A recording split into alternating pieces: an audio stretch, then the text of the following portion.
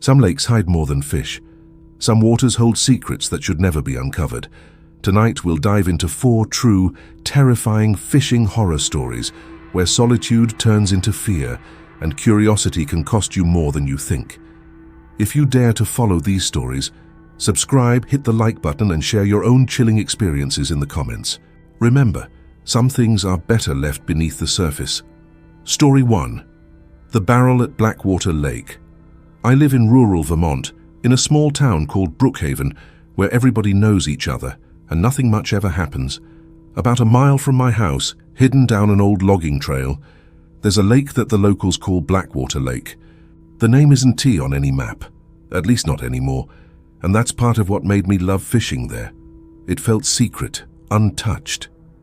For years, I'd go out there alone with my kayak, and I'd never once seen another soul on the water. The lake was surrounded by thick pine trees, no houses, no cabins, not even a dirt road leading up to it. Just wilderness. It was the perfect escape. That night in July it was hot, the kind of humid summer heat where the air sticks to your skin.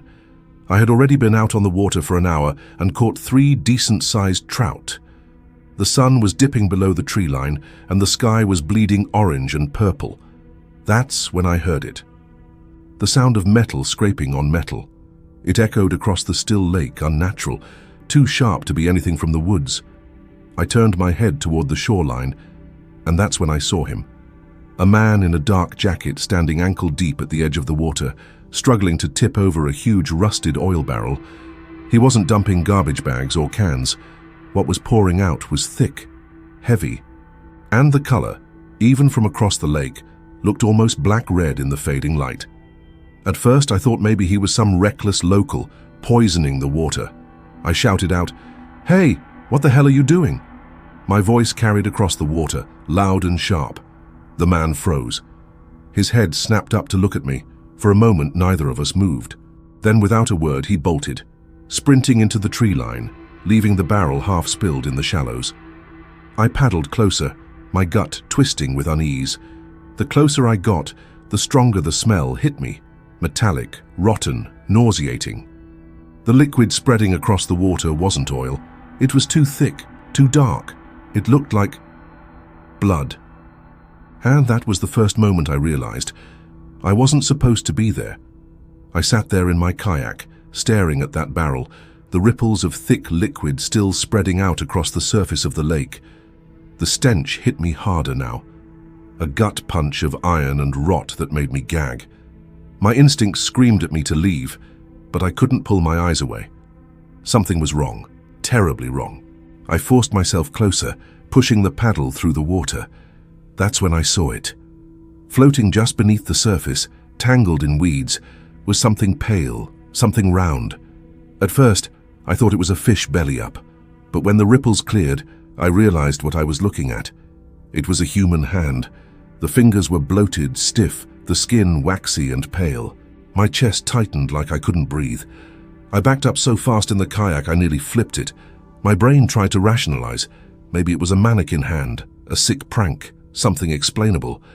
But deep down, I knew it wasn't.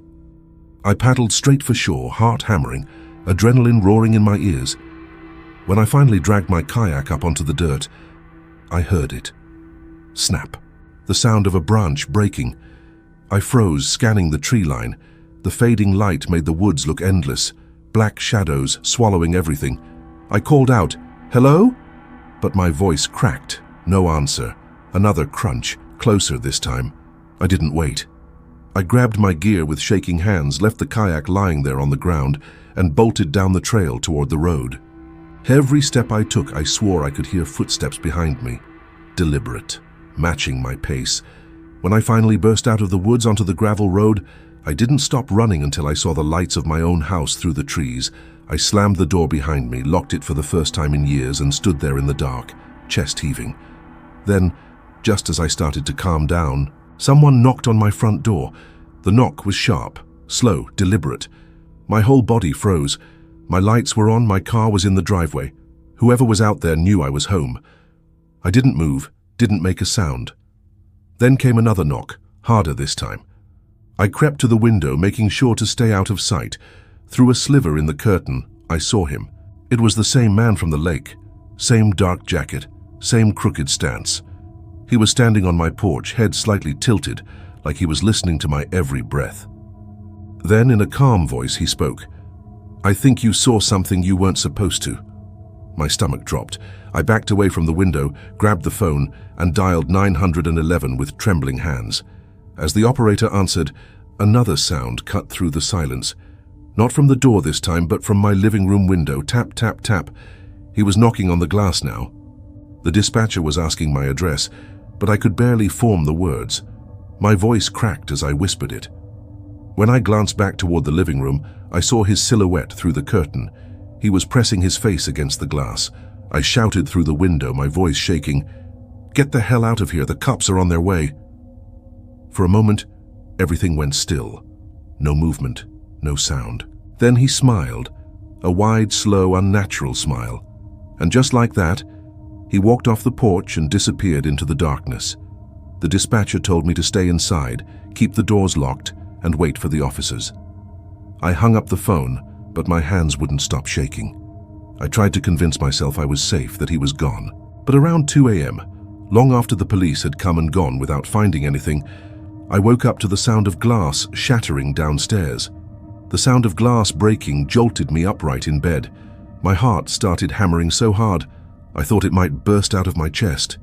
I grabbed the pistol I kept hidden in the closet and crept toward the door, every floorboard groaning under my weight. From downstairs came the faintest sound of footsteps, slow, careful, as if whoever was down there didn't want to be heard. I stood frozen, gripping the gun so tight my hands hurt. The creaking on the stairs told me exactly what I dreaded most. He was coming up. Each step seemed to last forever. Creak, pause, creak, pause. Until finally, silence. The doorknob to my bedroom twitched. Then, slowly, it turned. The door opened, inch by inch, until a shadow filled the frame. My lamp was off, but the moonlight through the blinds cut across his figure just enough for me to see. It was him, the man from the lake. He stepped inside, and in his right hand glinted the blade of a hunting knife. I raised the pistol and yelled, "Drop it, get on the ground." My voice cracked, but I meant it. For a second, he just stood there. Then he tilted his head, that same crooked angle I'd seen at the door, and whispered, "You shouldn't have watched me." I screamed at him again, finger trembling on the trigger, but instead of moving closer, he suddenly turned and bolted down the stairs. I chased him, heart racing, but when I got to the bottom, the front door was wide open. The cool night air rushed in, carrying with it the sound of rustling leaves. He was gone. What wasn't gone, though, was the shattered living room window. The one he must have broken to get inside, and smeared across the broken glass was blood. The police came back that night after I called them again. They searched the woods with flashlights, but like before, there was no trace of him. No footprints, no tire tracks, nothing. They told me to board up the broken window and stay calm. Easy for them to say. After they left, my house felt like a coffin. Every creak of the wood, every rustle of the wind outside made me flinch. I couldn't sleep. Not really.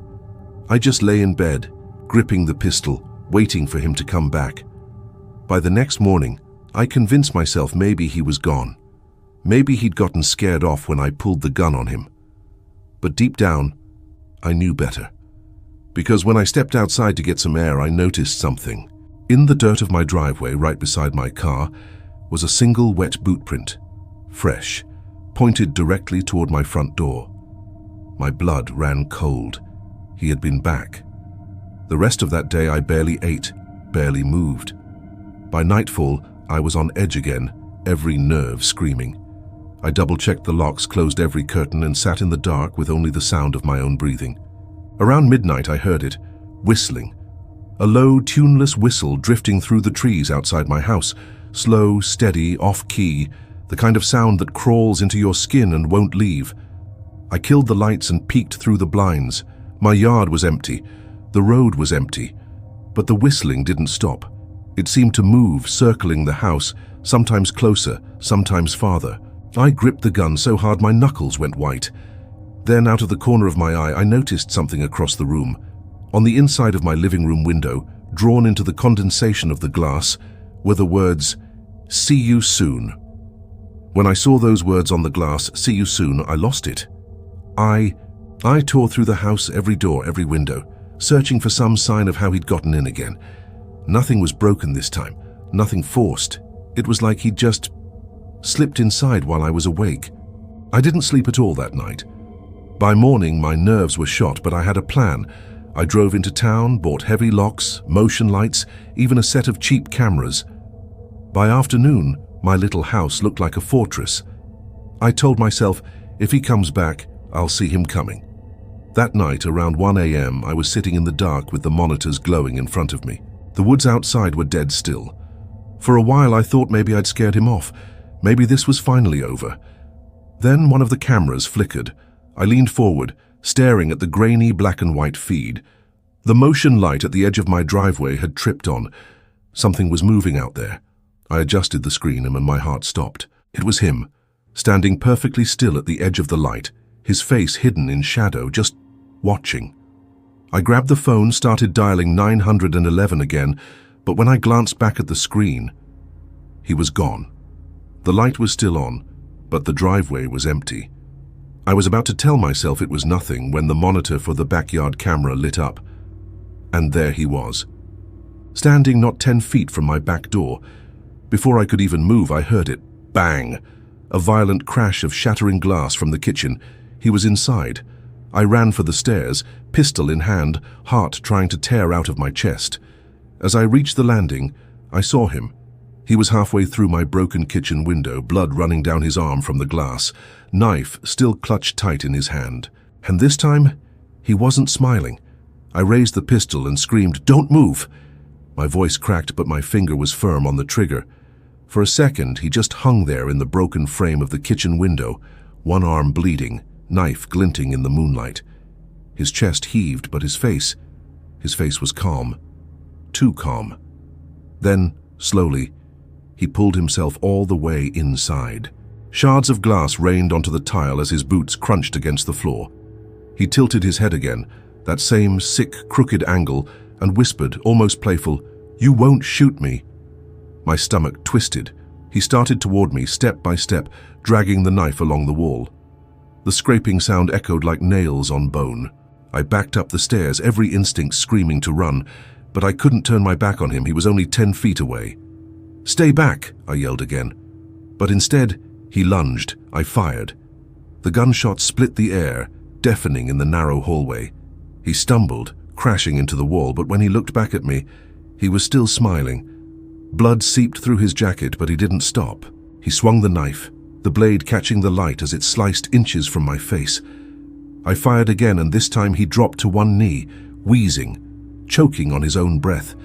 For a moment, I thought it was over. Then he laughed. A wet, gurgling sound, but unmistakable. "There's more than one barrel," he rasped, and with that, he collapsed onto the floor. My ears rang, my chest heaved, but his words echoed louder than anything. More than one barrel, what the hell did that mean? The police arrived minutes later, lights flashing, radios buzzing. They found me shaking, clutching the gun, standing over his body. They swarmed the house, checked every corner, confirmed he was dead. But when they searched his jacket, they found something that made my blood run cold. A folded, water-stained map. It was a crude drawing of Blackwater Lake, hand-sketched with shaky lines. But what froze me was the markings. Dozens of little X's scattered around the shoreline, each one numbered. There weren't just one or two barrels, there were dozens. The officers exchanged uneasy looks. One of them muttered, "Jesus Christ," before folding it up and tucking it into an evidence bag. I begged them to check the lake, to drag the water, to prove what I'd seen wasn't just in my head. They promised an investigation, they promised answers, but the way they looked at me, I could tell they weren't convinced. That night, I couldn't stay in the house. I booked a cheap motel 2 towns over, locked myself inside and tried to sleep. But at 3 a.m., my phone buzzed. Unknown number. I almost didn't answer, but curiosity got the better of me. I lifted it to my ear, whispering, "Hello?" On the other end, nothing, just static. Then, faintly, I heard it. That same off-key whistling. And just before the line went dead, a voice whispered the words that still haunt me. "You found one barrel, but not mine." 2 days later, the sheriff's department finally agreed to drag the lake. I showed up, even though they told me to stay away. I couldn't resist. This was my lake, my spot, and I needed to know. They brought a crane, chains, and a dive team. The first diver went under, bubbles rising in the silence. We all waited, the whole shoreline lined with squad cars. Then they surfaced, waving frantically. They'd found something. The crane groaned as it pulled a dripping, algae-coated barrel from the black water. The moment it hit the ground, the smell hit us. A thick, rotten stench that made one of the deputies gag into the dirt. The officers pried it open. Inside was a slurry of water, slime, and something pale, something that didn't belong to a fish, a forearm, bone poking through, fingernails still intact. Someone screamed. Another officer slammed the lid shut, cursing under his breath. But that wasn't the worst part. They pulled out barrel after barrel, 1, 2, 3. By sundown, they'd hauled up 7, each one filled with the same grotesque contents. Not just bones, not just decay, but pieces, disjointed, scattered, ruined. Some looked fresh. The sheriff turned pale. His radio slipped from his hand. One of the deputies whispered, "This isn't dumping, this is storage." It wasn't random. It wasn't careless. It was organized. That night, the sheriff came to my motel. He didn't sugarcoat it. They'd stopped dragging after finding 7, but my map showed 22 X's, and they didn't think the man who broke into my house was working alone. I asked him the question that had been burning a hole in my chest. "Why follow me home?" The sheriff looked me dead in the eye and said, "Because you saw him too early. You weren't supposed to." 2 days later, the sheriff's department finally agreed to drag the lake. I showed up even though they told me to stay away. I couldn't resist. This was my lake, my spot, and I needed to know. They brought a crane, chains, and a dive team. The first diver went under, bubbles rising in the silence. We all waited, the whole shoreline lined with squad cars. Then they surfaced, waving frantically. They'd found something. The crane groaned as it pulled a dripping, algae-coated barrel from the black water. The moment it hit the ground, the smell hit us, a thick, rotten stench that made one of the deputies gag into the dirt. The officers pried it open. Inside was a slurry of water, slime, and something pale, something that didn't belong to a fish, a forearm, bone poking through, fingernails still intact. Someone screamed. Another officer slammed the lid shut, cursing under his breath. But that wasn't the worst part. They pulled out barrel after barrel, 1, 2, 3. By sundown, they'd hauled up 7, each one filled with the same grotesque contents, not just bones, not just decay, but pieces, disjointed, scattered, ruined. Some looked fresh. The sheriff turned pale. His radio slipped from his hand. One of the deputies whispered, "This isn't dumping, this is storage." It wasn't random. It wasn't careless. It was organized. That night, the sheriff came to my motel. He didn't sugarcoat it. They'd stopped dragging after finding 7, but my map showed 22 X's, and they didn't think the man who broke into my house was working alone. I asked him the question that had been burning a hole in my chest. "Why follow me home?" The sheriff looked me dead in the eye and said, "Because you saw him too early. You weren't supposed to." I barely slept that night. Every sound outside my motel room made me jump. Every shadow seemed alive. I knew they were still out there. I could feel it. By morning, I realized I couldn't stay. I packed my things in silence, keeping the pistol close, but even as I drove away from Blackwater Lake, I knew I wasn't safe. Weeks later, the local news reported something that made my stomach drop. Another fisherman had vanished near the lake. No trace, just gone. I called the sheriff, desperate for answers. He only said, voice low, almost whispering, "We found one more barrel, but it was empty. He knows we're onto him." I understood then. The man or whoever was behind the barrels wasn't done. They were still out there, waiting, watching, and planning their next move. Now I live elsewhere. I changed my number, moved towns, even sold my kayak. But sometimes, when the wind rustles through the trees at night, I swear I hear the off-key whistling again. A reminder, a warning, that not every secret stays buried. and sometimes curiosity kills. Story 2. The Fog at Crescent Bay. Crescent Bay had always been my favorite fishing spot. Hidden along the rugged Oregon coastline, it was a narrow inlet that most locals ignored. The cliffs on either side shielded it from the wind, and the water ran deep and quiet, perfect for salmon. I'd been fishing there for years, usually alone, with my small aluminum boat tied to a jagged rock at the edge. I liked the solitude.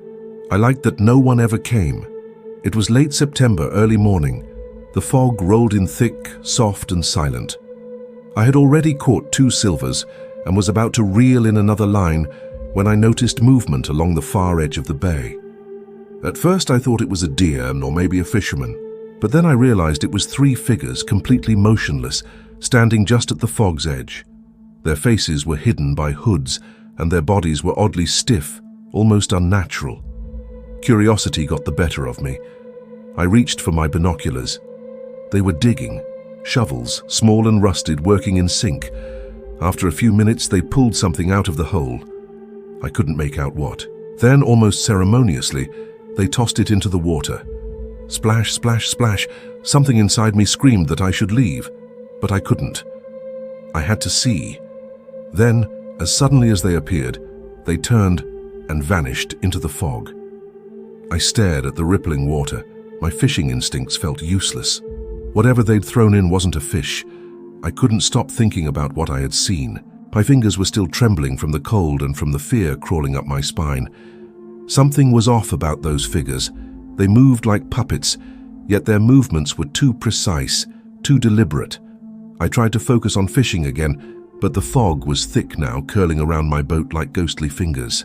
Visibility dropped to just a few feet, and the familiar shoreline disappeared into a grey haze. Every sound was amplified, the soft slap of water against the hull, the distant caw of a raven, my own shallow breaths. Then I heard it, a clicking noise coming from somewhere in the fog. Tap-we-tapper. It circled the boat, irregular but methodical. My stomach sank. Whoever was out there knew I had seen them. I grabbed my paddle and quietly maneuvered toward the edge of the bay, hoping to get closer to shore where I might feel safer. But as I neared the rocks, I saw shadows moving just beyond the fog. Not 1, not 2, 5 figures standing perfectly still, watching me. Panic set in. I tried to call out, but my voice was swallowed by the dense fog. My paddle slipped, splashing the water. One of them moved, a slow step, then another. The clicking noises stopped, replaced by a low, guttural humming, almost like chanting. I realized with horror, this wasn't just a random act. They were performing some ritual, and I had walked right into it. I spun the boat around and paddled as fast as I could, but the fog seemed to thicken, swallowing me whole. Every direction looked the same, grey and endless. My heart pounded as I struggled to find the opening I had entered from. And then I heard it. A laughter. Wet, hoarse, echoing through the fog, coming from all directions at once. I paddled blindly, my breath ragged, heart hammering in my chest. Every shadow seemed alive, every ripple in the water a potential threat. The fog wrapped around me like a thick blanket, disorienting, suffocating. Then I heard it, footsteps on rocks, crunching softly but deliberately, coming closer. I froze, trying to listen, trying to figure out which direction they were coming from, and then I saw them. 2 figures emerged from the fog, their hoods wet and glistening, faces hidden in shadow. They didn't speak, didn't move like humans. They just stared, and I could feel their gaze piercing through the mist, straight into my soul. Panic surged. I tried to paddle faster, but the current had shifted. My little boat rocked violently. One of the figures raised an arm, and the air seemed to ripple like the fog itself was moving with their command. I screamed, but the sound was swallowed immediately. It was as if the fog had its own appetite for sound. Suddenly, a third figure appeared behind me. I spun the boat to face them, only to find a crude symbol etched into a piece of driftwood, floating in the water. The same symbol carved into the shore near the hole they had dug. A cold dread settled in my chest. This wasn't just a prank. This was a warning. Then one of the figures lifted something, a small barrel, dark and dripping, and tossed it into the bay. The splash echoed like a gunshot. My stomach turned. Whatever was inside, it wasn't water. I realized they were burying more than just secrets. I paddled faster, my arms burning, but no matter which direction I turned, the fog seemed to move with me. Every sound, a splash, a rock shifting, a branch scraping, it all made me flinch. Then I heard it. A soft plop behind the boat. I whipped around, nothing, just grey, endless fog. Another plop and another. They were circling me. I realized with a shiver that they weren't just on the shore, they were in the water. Their movements slow but deliberate, gliding through the fog like predators. I tried yelling, waving my paddle, but no sound traveled. It was as if the fog swallowed every noise I made. Then I saw something worse. A faint silhouette emerging from the fog, rowing a small wooden skiff toward me. The figure was tall, hooded, and impossibly still. But the moment their eyes met mine through the mist, I felt something primal. They knew me, and they were coming for me. I kicked the boat, splashing water everywhere, trying to escape. My mind raced, turned toward the cliffs, paddle into the deeper bay. I had no sense of direction. A sharp splash hit the side of my boat. Water sloshed over the edge. My heart leapt into my throat. They were close enough to touch me. Then I saw them all. At least 5 figures in skiffs, silently gliding, cutting me off from every exit. My body froze. I realized with horror I was trapped in the middle of Crescent Bay, with no one around to help, and whatever they were doing, it wasn't over. I knew I couldn't stay in the middle of the bay forever. My arms were trembling from paddling, my breath ragged, but I had to move toward the shore. The figures in the skiffs followed silently, gliding like shadows. As I neared a jagged cluster of rocks, I spotted it. Another barrel, half submerged, bobbing gently in the water. My stomach turned. I knew what was inside without even opening it. But I had to see. I had to know. I leaned over, grabbed the barrel, and lifted it onto my boat. It was heavier than it should have been. Dense, wet, sticky. My hands slipped against the grime covering it. I pried the lid open slowly. The smell hit me immediately. Rot, iron, decay. Inside were pieces of human clothing, scraps of bone, and a small leather journal, waterlogged but intact. I gagged, trying not to vomit, but I forced myself to open the journal. The entries were scrawled, frantic, dates, locations, names. It detailed exactly what the hooded figures had been doing at Crescent Bay for months, maybe years. It was a record of abductions, of bodies stored in barrels, of rites performed along the shore under the fog. A sudden splash behind me made me jump. One of them had moved closer, silent, watching, waiting. I paddled frantically, trying to get the barrel away from the shore, but the figures in the skiffs began surrounding me, cutting off any escape. My eyes darted everywhere, searching for an opening, but there was none. And then I heard it, the low, wet whispering of the tallest figure. "You shouldn't have touched it." The air felt colder. The fog pressed down around me. I realized in that moment I was no longer just an observer. I was part of their ritual now. The barrel on my lap shifted, wet and heavy, as I paddled blindly. The fog had grown even thicker, pressing down on me like a living thing. The water around my boat began to ripple unnaturally. Then I saw them, all 5 figures converging silently in their skiffs, moving faster than any human should be able to. Their hoods glistened with moisture, faces hidden, but I could feel their eyes burning into me. I tried yelling, swinging the barrel to intimidate them, but the sound vanished into the fog. My paddle slipped in my hands, splashing water everywhere. Suddenly, one skiff surged forward. One of the figures reached out with a long, bony hand, touching the edge of my boat. The impact rocked me violently. I kicked and swung, narrowly avoiding the blade they carried. It glinted in the faint light, razor sharp. My heart pounded so hard I thought it would burst. I realized I had only one option. I had to make it to the cliffs on the far side of the bay. If I could reach the rocks, maybe I could scramble to safety. Paddling with every ounce of strength I had, I darted forward. The skiffs followed, silent as death, cutting off every escape. My boat scraped against hidden rocks, water sloshed over the sides. I could feel their hands reaching, grabbing, almost touching me. Then, a splash. The barrel toppled and I instinctively grabbed it. The weight of it nearly capsized me. I heard them whispering, low, guttural, almost chanting, "You shouldn't have come here. You've seen too much." I realized then, with absolute terror, that this wasn't about killing me yet. It was about fear, control, ritual, and they would not let me leave Crescent Bay alive. I slammed the paddle into the water with every ounce of strength I had left. My boat lurched, and for a brief moment I thought I saw an opening toward the cliffs. But then I realized the figures weren't chasing me anymore.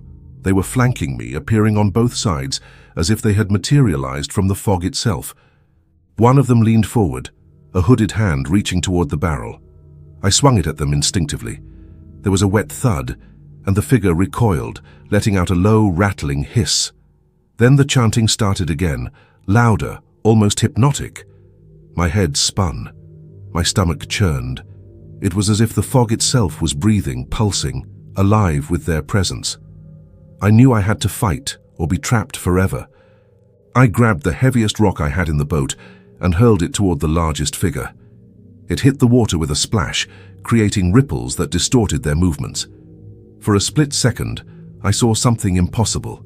Their faces, pale, hollow-eyed, grinning unnaturally. The horror made my stomach twist, but I couldn't stop. I paddled straight for the jagged cliffs, ignoring the splashes and the cold bites of water on my arms. My boat scraped the rocks, tipping dangerously. Suddenly, one skiff rammed into mine. I fell over, barrel sliding toward the water. I grabbed it just in time, holding on as the figure leaned over. Their hood fell back for a split second, revealing a face twisted in malice, skin pale, eyes black, grin wide and unnerving. Then, as quickly as it happened, they withdrew. They let me pass. I didn't look back. I scrambled up the rocks, soaked, trembling, my heart hammering. The fog clung to me, but the skiffs were gone. For now. I collapsed on the jagged rocks, shivering, my heart pounding so hard I thought it might break my ribs. The fog was lighter here, but I could still hear the faint clicking and chanting echoing across the bay. I knew I couldn't just leave. I had to understand what was in that barrel. Trembling, I pried the lid open again, the stench hitting me like a punch to the face. Inside, I found something I wasn't ready for. A small rusted music box, the kind children play with. But when I opened it, the tune that played was slow, distorted, almost mournful, like a requiem. A bundle of letters, soaked and crumbling, but still legible. The handwriting was frantic, filled with warnings. They watch, they wait, don't go near the water. Fragments of photographs, torn, faded. Faces of people I didn't know, but their eyes. They seemed to follow me. And worst of all, a small vial of dark liquid sloshing in the bottom. The label was gone, but I could feel its danger radiating. A sudden noise behind me made me spin around. They were back. Two of the hooded figures appeared on the cliff edge, silently watching. One raised a hand, slow, deliberate, pointing at the barrel.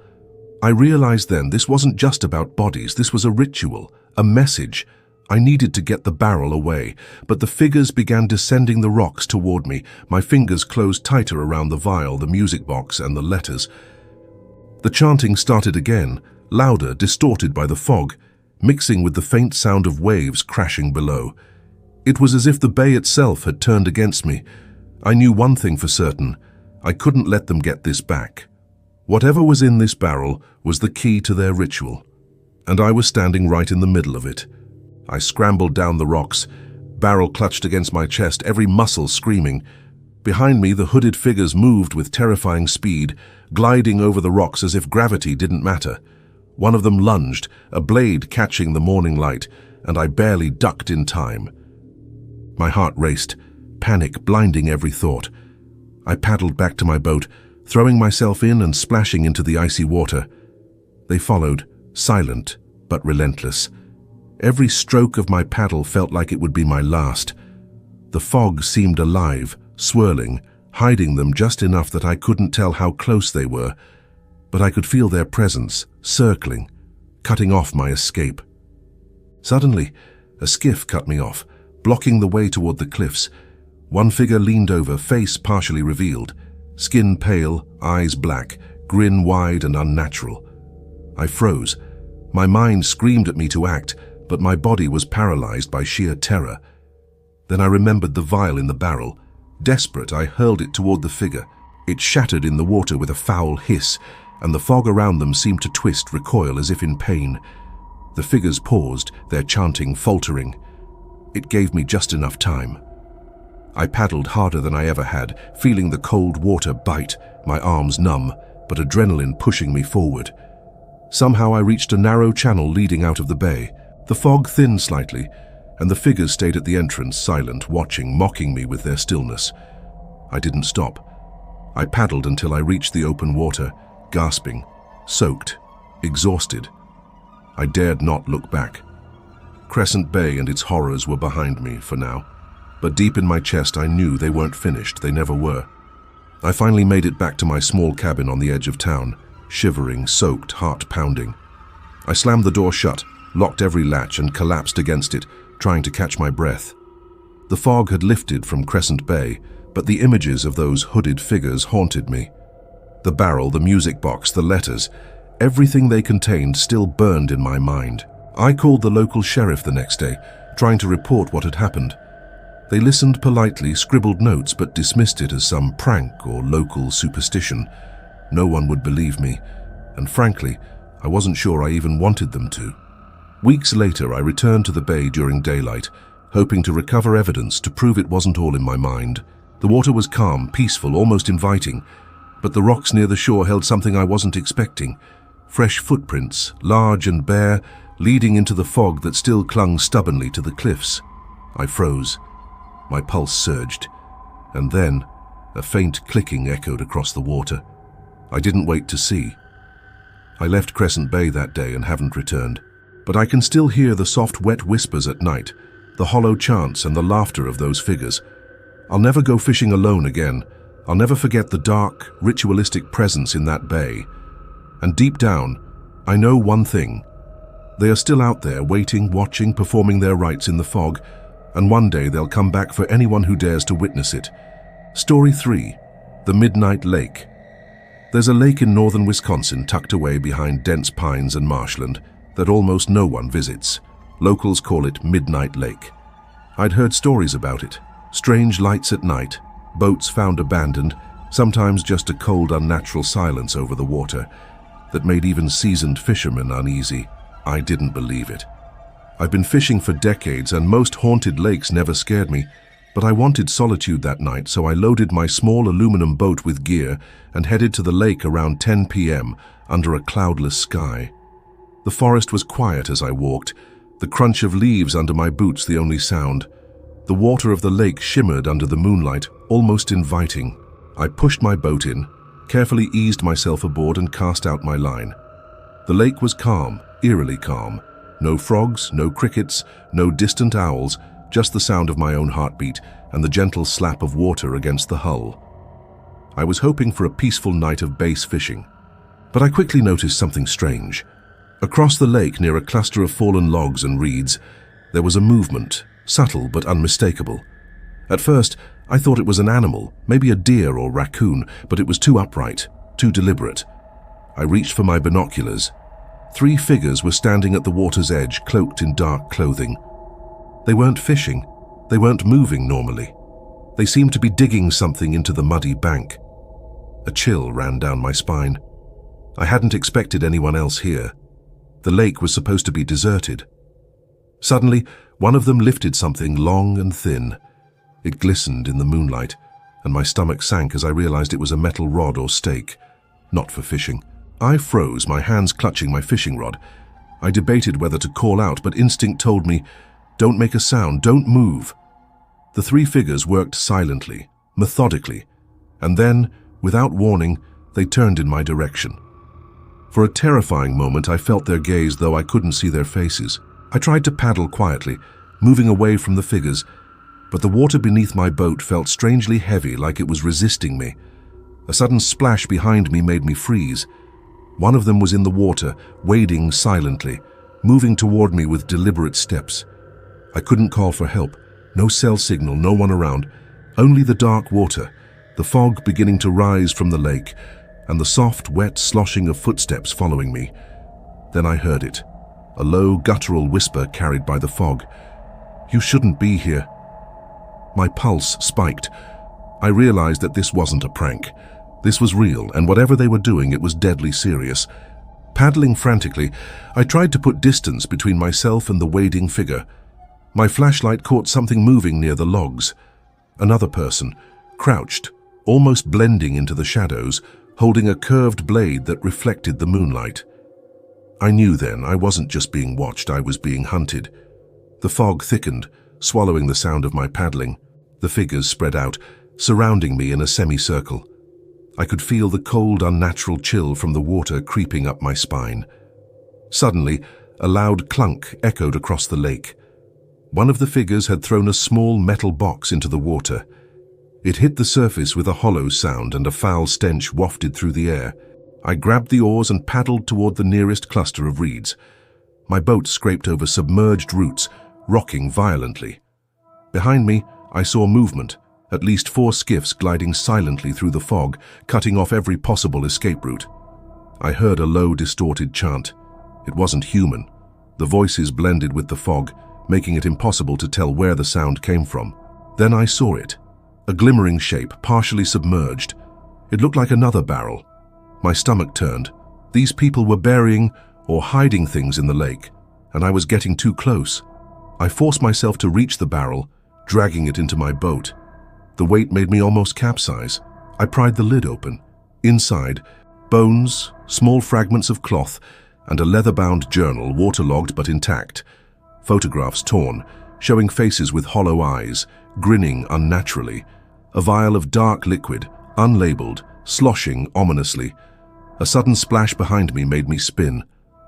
One figure leaned over the edge of my boat, hood fallen back briefly, skin pale, eyes black, expression impossible to describe. I paddled, heart hammering, barely keeping the barrel in my lap.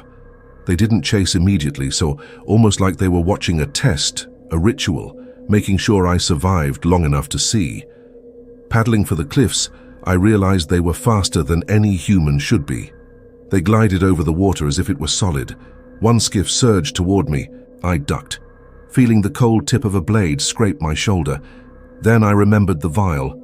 Desperate, I threw it at the figure. It shattered, dark liquid spreading over the water. The figure recoiled with a low, distorted hiss. It gave me the opening I needed. I paddled harder than ever, muscles burning, water freezing on my arms, heart hammering in my ears. Somehow I reached the rocky shore. Scrambling up the cliffs, soaking wet, I glanced back. They didn't follow, not yet, but I could feel their eyes, see their shapes lurking in the fog, silently observing. I opened the journal from the barrel, scanning frantic entries, names, dates, locations. They had been performing ritualistic acts on this lake for years, recording every detail. The last entry chilled me to the bone. Tonight we test a witness. If they live, they will never speak. I realized I had become part of their ritual, their intended witness, their prey. I made it back to my truck, soaked and shaking. The fog was lighter, but my mind raced. I called the sheriff, but they dismissed it as local superstition. No one would believe me. That night I couldn't sleep. I heard soft, wet footsteps circling my cabin, whispers carried by the wind. My doors were locked, lights on, but I knew they were still watching. I opened the journal again. Photographs, letters, and sketches of the bay, symbols etched into rocks, diagrams of the ritual. It was much bigger than I thought, and I had accidentally stumbled right into the middle of it. Days later, I returned during daylight, hoping to recover evidence. The lake seemed peaceful, but the rocks showed fresh, large footprints leading into the water. Then a splash, soft, deliberate. I spun, and the fog began to gather again, unnatural, almost alive. A figure appeared on the far shore, hooded, motionless, staring. I realized the truth.